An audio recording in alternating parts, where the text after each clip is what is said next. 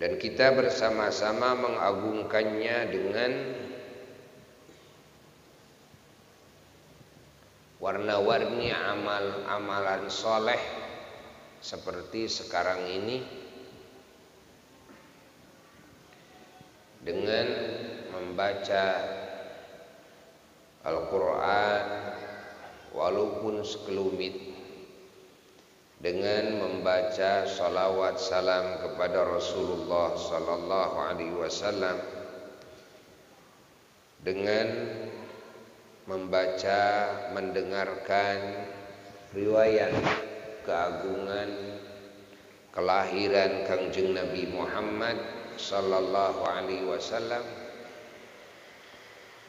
juga dengan warna-warni kalimat thayyibah, dengan sedekah, dengan mendengarkan ilmu, mengkaji ilmu, thalabul ilmi, atau juga nisbat kepada muballigh adalah ta'lim, dakwah, tabligh,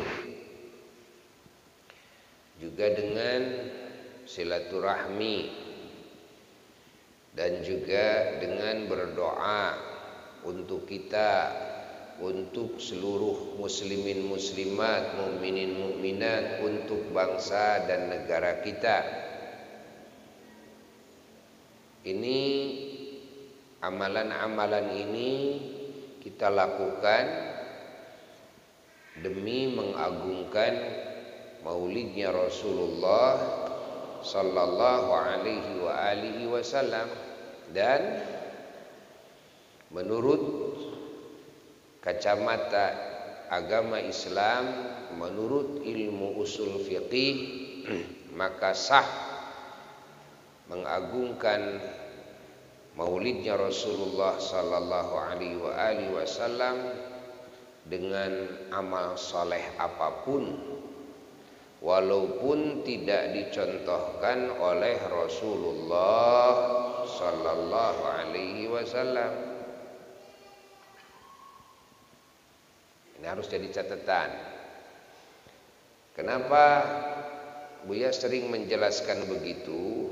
Karena munculnya pemahaman, pemikiran ini sebetulnya sudah lama. Tapi kalau dulu kan belum ada medsos, jadi umat Islam belum begitu terpengaruh. Setelah ada medsos, pemikiran itu disebarluaskan lewat medsos.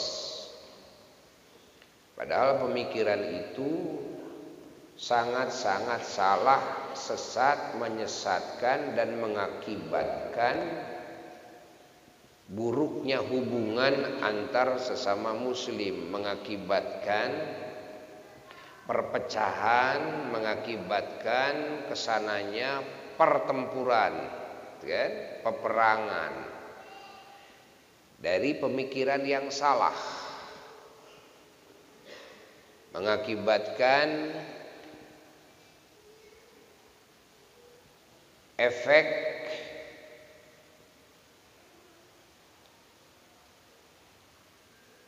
bersemayamnya sifat-sifat yang buruk dalam jiwa muslim. Apa? Suudzon kepada sesama muslim. Kan? Apa? Ghillan lil ladzina amanu, buruk. Kan? Hatinya kepada sesama mukmin.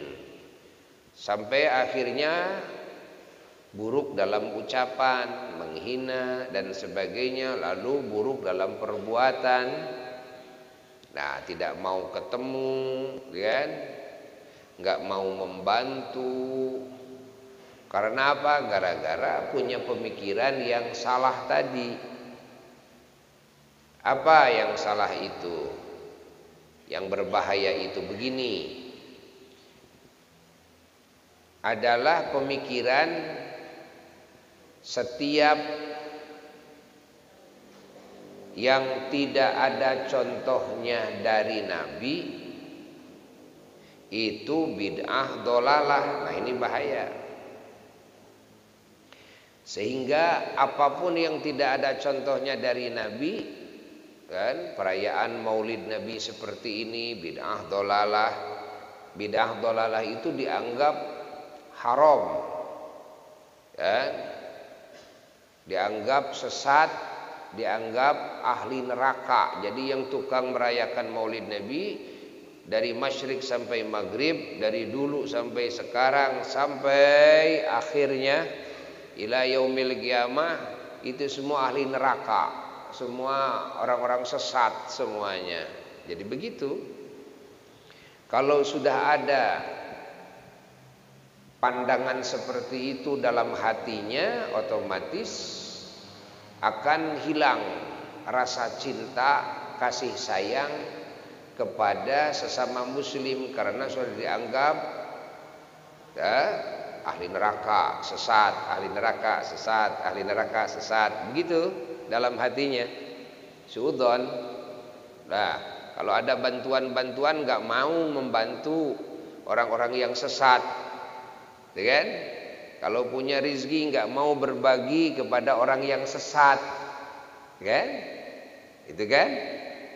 Ya, tidak peduli mau selamat mau celaka orang yang sesat, gitu kan? Ya, karena mereka orang sesat. Gara-gara apa? Gara-gara melakukan Maulid Nabi, gitu kan? Peringatan Isra Mi'raj, tambah lagi ziarah ke kubur, gitu kan? Dan banyak lagi. Ada acara tahlilan kalau ada yang meninggal, kan? Ada acara doa bersama kalau wanita yang hamil 4 bulan, 7 bulan, atau ada acara akekahan dengan cara marhabaan, gitu kan? Nah, ini dianggap semua sesat dan semua ahli neraka. Nah, sebetulnya akar masalahnya adalah dari satu pemikiran yang tadi. Akar masalahnya di situ, ya, bahwa setiap yang tidak ada contohnya dari Nabi itu disebut hal yang baru. Hal yang baru itu bid'ah, atau kata hadis juga muhdatsatul umur, hal yang baru. Nah, maka hal yang baru ini disebut bid'ah. Dan setiap bid'ah disebut sasar, dihukumi sasar. Setiap kesasaran dihukumi ahli neraka. Apa dasarnya? Dasarnya hadis Nabi sallallahu alaihi wasallam, wa inna kulla muhdatsatil umuri bid'ah wa inna kulla bid'atin dhalalah wa inna kulla dhalalatin finnar. Dan setiap perkara-perkara yang baru itu bid'ah, dan setiap bid'ah adalah sesat. Setiap sesat adalah di neraka. Nah, karena tidak memahami secara luas tentang makna hadis ini, lahirlah pemikiran yang tadi. Pokoknya yang tidak ada contohnya dari Nabi itu adalah bid'ah dolalah finnar. Maka Buya mengajak kepada semua umat Islam, bahkan kepada saudara-saudara Buya yang punya pemikiran itu, mari kita ngaji dengan luas, memahami makna hadis itu secara luas. Jangan sampai kita punya pemikiran seperti itu, berbahaya. Mau bagaimana membangun kerukunan, keharmonisan, apalagi saling bantu sesama muslim, gak akan mungkin, kan? Yang ada apa? Yang ada dalam hatinya adalah kebencian. Tuh, yang ada dalam hatinya permusuhan. Nah, jadi akar masalahnya dari yang tadi, ya, kurang menguasai wawasan tentang makna hadis yang barusan. Lahirlah pemikiran itu. Padahal ulama-ulama Islam dari masyrik sampai maghrib tidak ada yang mendefinisikan kalau tidak ada contohnya dari Nabi itu bid'ah dhalalah finnar, enggak ada. Kalau itu dijadikan kaidah, maka hatta orang yang menuduh, gitu kan, kepada sesama muslim bahwa melakukan yang tidak ada contohnya dari Nabi itu bid'ah, mereka juga sama melakukannya. Maka Buya sering kasih contoh banyak. Di antaranya bahwa Rasulullah sallallahu alaihi wasallam ya tidak memberi contoh membaca Quran pakai tulisan. Bahwa Rasulullah sallallahu alaihi wasallam kan, kita tidak mendengar tentang ilmu tajwid. Belajar Quran dengan ilmu tajwid, dengan Iqra, gitu kan? Ada enggak? Enggak ada. Ada contohnya dari Nabi, gitu kan? Dan banyak ilmu-ilmu tentang agama yang namanya saja enggak ada di zaman Nabi, gitu kan? Nah, dan banyak amalan-amalan yang lain. Wah, banyak sekali, gitu kan? Nah, ini tidak terasa bahwa yang dilakukan juga bid'ah, tidak terasa. Ya. Pahami oleh kita semua. Jadi tidak setiap yang tidak dilakukan oleh Nabi itu adalah bid'ah dhalalah. Bid'ah sih bid'ah. Karena bid'ah itu kata menurut bahasa itu adalah hal yang baru. Artinya tidak ada contoh. Ya, makanya Allah Ta'ala salah satu sifatnya adalah Allah Ta'ala itu Al-Badi'. Nama Allah Al-Badi'. Apa Al-Badi'? Al-Badi' itu Allah itu tukang bid'ah. Artinya Allah menciptakan apapun tanpa ada contohnya, gitu kan? Tanpa ada contohnya. Setiap karya-karya manusia yang tadinya tidak ada contohnya, tidak niru, kalau istilah kita sekarang, gitu kan? Para pencipta, gitu kan? Gak ngambil contoh dari yang lain, tapi bisa berinovasi, gitu kan? Nah, ini ahli bid'ah namanya. Tapi kan ahli bid'ah ini tidak semuanya jelek, gitu kan? Bid'ah itu banyak sekali bid'ah-bid'ah yang bagus. Banyak sekali bid'ah-bid'ah yang bagus. Ya. Ingat, ya. Walaupun memang ada bahwa bid'ah itu ada yang dhalalah, ya tentu. Ada yang jelek tentu.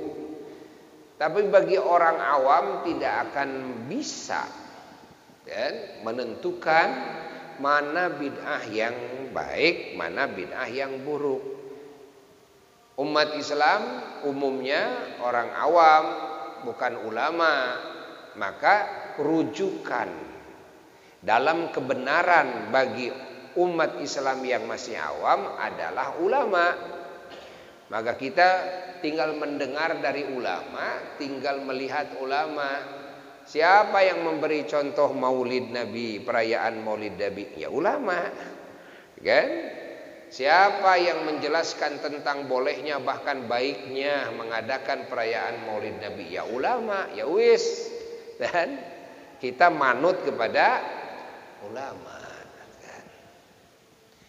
Karena kalau kita kusak-kusuk sendiri dari Quran dan hadis, gak akan benar. Cek orang Banjaran mah mual balik siah mual. Kalau akan ngaco, gitu kan? Kalau mau ngaji ya ngaji yang benar. Tapi kan untuk bisa menggali ilmu Quran dan hadis itu puluhan tahun itu ngajinya. Kan sekarang banyak yang hanya sekolah saja, ya. Ingat, 1 tahun, 2 tahun, 3 tahun, 4 tahun, 5 tahun, wah ini sudah jadi syekh, Ini sudah jadi kan kiai, ustadz, banyak sekarang, banyak. Nah, kita semuanya melakukan hal ini sudah menjadi keyakinan kita bahwa amalan mengagungkan, merayakan kelahiran Sayyiduna wa Maulana Muhammad sallallahu alaihi wasallam, kita meyakininya ini adalah amalan yang bagus. Kan? Ini adalah amal soleh, asal baik niatnya, asal tidak dicampuri dengan yang haram, kan? Kalau acaranya dicampuri dengan yang haram, maka semua ulama tidak akan ada yang mengatakan itu benar, pasti mengatakan itu salah, kan?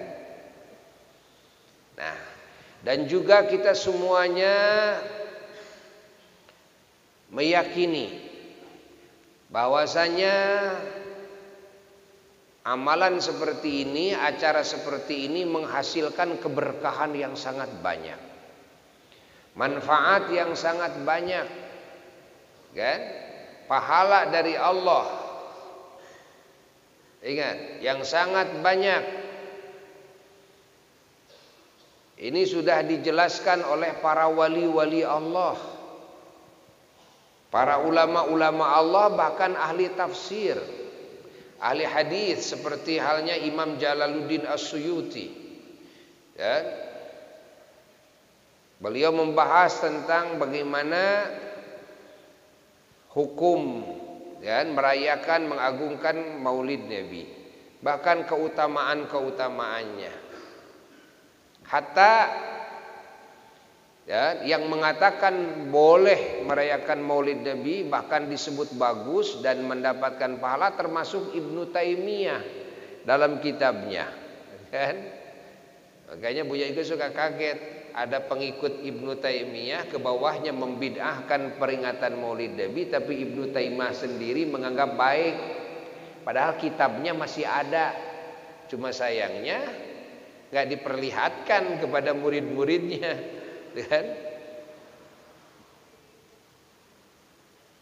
Maka Buya dulu kira-kira tahun 90 berapa ya, beli dari Makkah kitabnya Ibnu Taimiyah.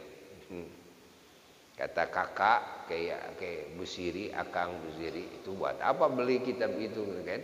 Itu kitabnya Ibnu Taimiyah.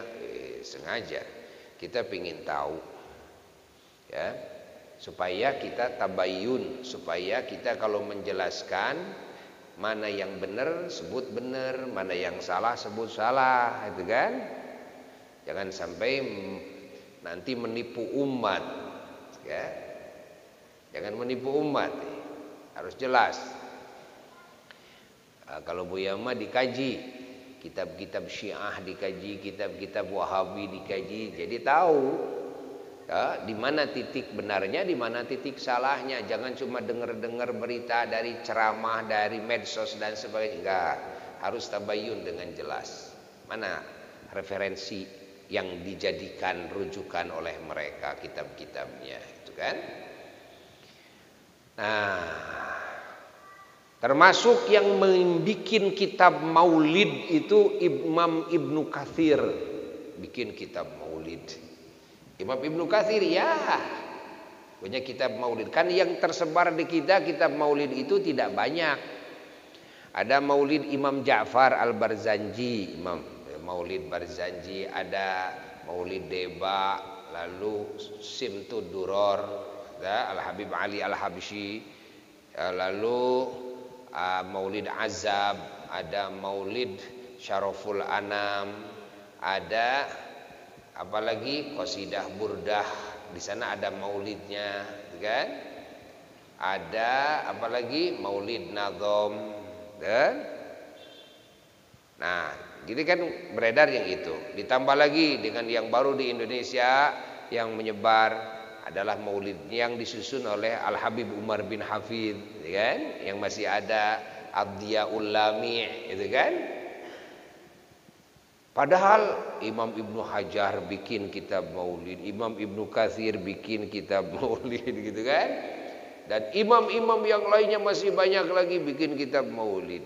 Namun tidak beredar di kita, yakni tidak biasa diamalkan, dibaca oleh umat Islam di Indonesia pada khususnya. Tapi kalau para ulama tahu ya kitab-kitab maulid. Nah, banyak sekali.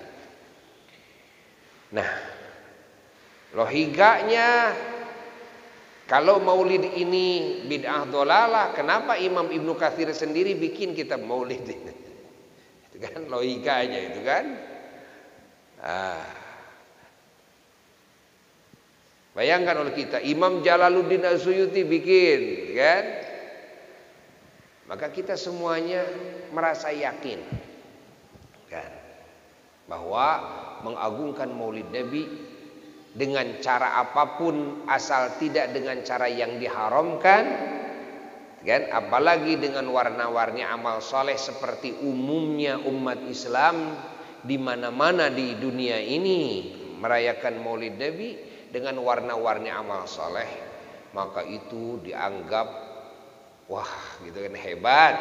Dianggap ini adalah acara yang sahih, yang benar, yang bisa melahirkan keberkahan yang sangat melimpah, pahala yang sangat melimpah, kan? Maka Buya mengajak kepada umat Islam, satu ya, yang sudah biasa maulid, yang punya keyakinan bahwa perayaan maulid Nabi itu adalah hal yang baik, ya, maka agar semuanya istiqomah, agar menyebarkannya lebih luas, dan agar tidak boleh terpengaruh oleh pendapat-pendapat yang menganggap bid'ah dolalah kepada acara perayaan maulid Nabi. Jangan didengar itu, kan? Jangan didengar. Walaupun dikata nggak ada Quran, nggak ada hadis, bohong. Udah, ya, jangan didengar. Bahkan Buya mengajak kepada yang membid'ahkan agar mengkaji ulang dengan teliti, dengan luas dan luwes. Ya, diajak sama Buya, yuk kita buka kitabnya, kita buka keterangannya, gitu kan? Ayo kaji lebih luas lagi, lebih luas lagi. Nanti juga akan ketemu kok, kan? Akan ketemu. Masa iya kok para ahli tafsir, ahli hadis, gitu kan, membolehkan? Masa kamu baru belajar ngaji menganggap bid'ah dolalah kok? Ya, ulama itu udah jadi ulama, udah jelas mujtahid, gitu kan? Kamu kan belum seperti mereka, tapi kamu malah membid'ahkan, mereka malah menganggap baik, kan? Kan ini aneh namanya, ya kan? Nah, terus ramaikan terus, dan alhamdulillah kita sekarang, ya, oleh Allah, alhamdulillah oleh Allah dikasih kelonggaran, ya, kelonggaran setelah kita diuji oleh Allah dengan corona. Lalu corona ini oleh Allah ditarik lagi, kan? Dan sekarang sudah masuk level berapa tuh? Level 2. Sekarang udah level 2. Artinya udah longgar. Siapa yang mengecek jadi level 2 ini? Pemerintah dan ahli medis. Kita bersyukur kepada Allah, bersyukur kepada pemerintah, kan, yang sudah mengurus kepentingan rakyat, terutama dalam kesehatannya. Alhamdulillah, semoga corona total diangkat oleh Allah, dihilangkan oleh Allah, diganti dengan segala nikmat, segala karunia. Namun kita belum tuntas nih, karena masih ada level. Harusnya level 0.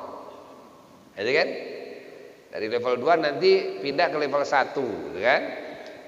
Kalau masih ada level, artinya masih ada itu, ya, bank coronanya. Nah, belum sampai level 0. Mudah-mudahan secepatnya ya jadi level 0 itu kan. Nah, usaha kita diantaranya tetap ya menjaga imun kita dengan pola makan, pola minum, istirahat yang cukup, gitu kan? Lalu di samping itu juga dengan protokol kesehatan, gitu kan? Banyak cuci tangan, gitu, pakai masker, gitu kan? Nah, ada lagi apa? Vaksin. Vaksin. Ini vaksin ini kalau pemerintah jurus terakhir ini, gitu kan? Jurus terakhir setelah prokes vaksin. Alhamdulillah di Indonesia, terutama di Jawa Barat, alhamdulillah gerakan vaksinasi ini signifikan sekali, terutama di Bandung, malah di Sumedang, mendapatkan pujian dari Bapak Jokowi, gitu kan? Kabupaten yang tercepat menghabiskan vaksin, kan? Buya ajak semuanya, ya, terutama juga yang sudah tua-tua ini,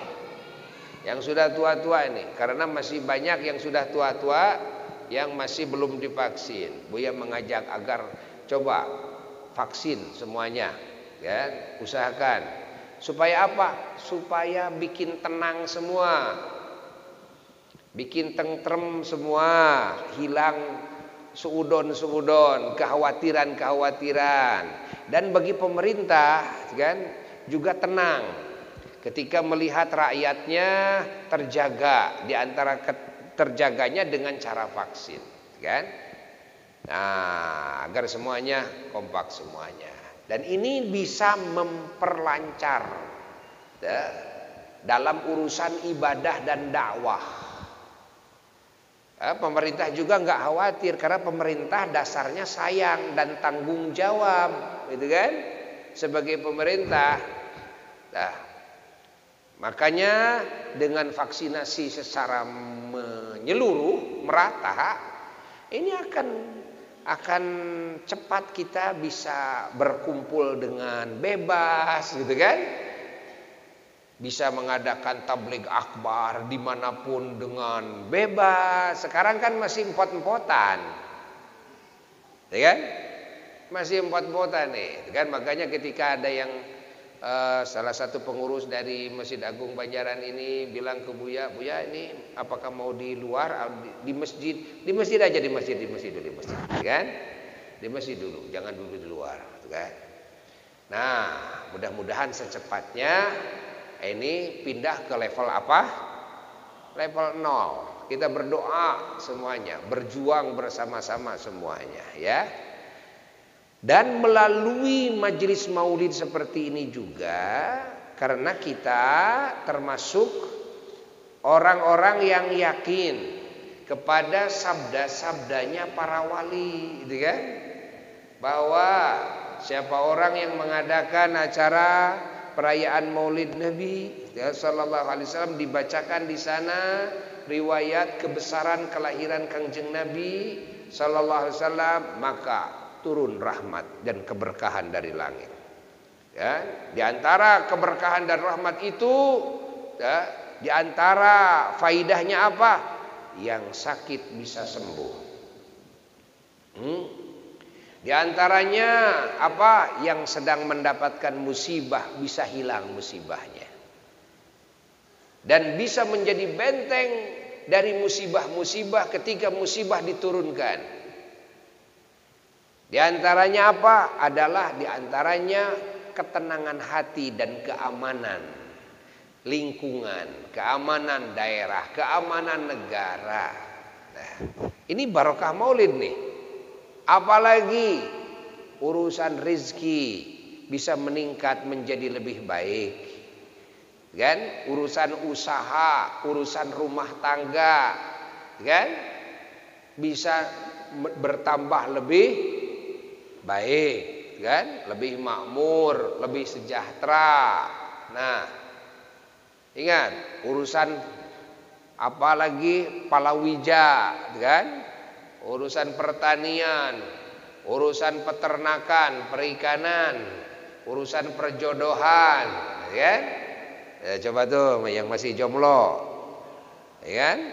Nah, dengan Maulid Nabi ini barokahnya bisa cepat dapat jodoh, ya kan? Yang tidak punya anak bisa cepat punya anak, gitu kan? Tapi tentu kalau yang belum nikah kan sulit punya anak, ya kan? Sulit kan? Ada lain anak meri aja. Ya, harus nikah dulu lah. Nah, didoakan, berdoa bersama-sama, dan bisa diampuni dosa-dosa kita, bisa ditutupi aib kita. Apa faidahnya lagi kalau mati kita punya harapan dapat husnul khotimah. Dikubur kita selamat dari fitnah kubur, siksa kubur, dari pertanyaan malaikat munkar nakir di kubur. Bangkit dari alam kubur, kita digabungkan dengan para nabi. Ini kata siapa? Kata para wali, kata para ulama. Kalau Buya sendiri percaya, kan? Kalau ada yang tidak percaya dalam hal ini tidak dosa, tidak percaya juga silahkan. Saya mah nggak percaya, dengan walaupun kata wali, kata ulama juga hal ini karena ini bukan hadis Nabi, ini bukan ayat Quran, monggo, gitu kan? Monggo, nggak apa-apa, tuh tidak dosa. Tapi jangan menyalahkan orang yang percaya, gitu kan? Jangan menyalahkan orang yang percaya, ingat, dan yang percaya tidak salah. Ini bukan hadis, tapi ini perkataan wali-wali Allah, gitu kan? Tapi saya percaya kepada wali Allah, saya percaya kepada ulama-ulama Allah, karena wali Allah itu kalau berbicara tidak sembarang jeplak. Ulama Allah itu kalau bicara nggak sembarang ngomong, gitu kan? Tentu kan ada alasan-alasan yang mungkin oleh umumnya kita umat Islam tidak diketahui alasan-alasannya, kan? Bahkan ada alasan-alasan yang dirahasiakan, karena kalau dibuka ini kan rahasia, ini kan ilmu kasyaf, keterbukaan, gitu kan? Nah, dan banyak hal ada yang sebagiannya dibuka, kan? Tentunya dengan izin, kan? Nah, para wali-wali Allah ada yang membuka dari sisi kasyaf. Tapi kalau kasyaf itu kalau mau buka itu ada izin, ya? Izin dari Rasulullah SAW, izin dari leluhurnya, dari kutubnya, gitu kan? Atau berdasarkan ijtihadnya pribadi, hingga ini boleh diutarakan. Nah, seperti itu. Alhamdulillah, kita bersyukur kepada Allah. Dan di akhir pertemuan yang agung ini, ya, Buya mengajak kepada semuanya, insyaallah, ya, bahwa di Simpang, insyaallah pada tanggal 7 November ya sekarang akan mengadakan yaitu pengagungan kepada Maulidnya Rasulullah SAW. Namun tidak seperti aturan-aturan perayaan Maulid yang sudah yang dulu, tidak, ya. Tetap sekarang masih menjalankan protokol kesehatan, dan semuanya menjalankan protokol kesehatan. Ayo vaksin dulu semua, dan siapa yang mau hadir dalam acara majelis-majelis Maulid, khususnya majelis Maulid Asy-Syifa bersama Buya MTB, di mana saja, tua muda, laki perempuan, banci, ya semuanya lah, gitu kan? Semuanya, ya, nenek-nenek, kakek-kakek, agar semuanya divaksin secepatnya. Vaksin dulu, kan? Siap? Buya sudah menghimbau ya kepada semuanya, mengajak kepada semuanya, kan? Vaksin dulu semua. Jelas tuh? Ya, jangan hariwang. Apalagi ibu-ibu, kan ibu-ibu suka divaksin sama suaminya. Iya enggak? Kenapa takut divaksin, kan? Ingat, jangan takut lah, jangan takut, ya, jangan takut. Dan ini akan menjadi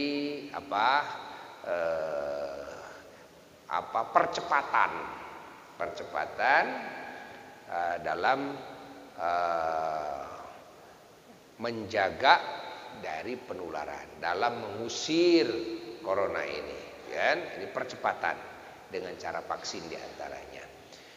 Nah, di akhir majelis ini mari kita berdoa kepada Allah, ya, semoga apa yang sudah kita lakukan demi mengagungkan Rasulullah SAW semoga menghasilkan segenap keberkahan, segenap rahmat, segenap anugerah, segenap pertolongan Allah dan kebaikan Allah dan syafaat dari Rasulullah SAW bagi kita semua dan bagi keluarga kita dan bagi umat Islam semuanya.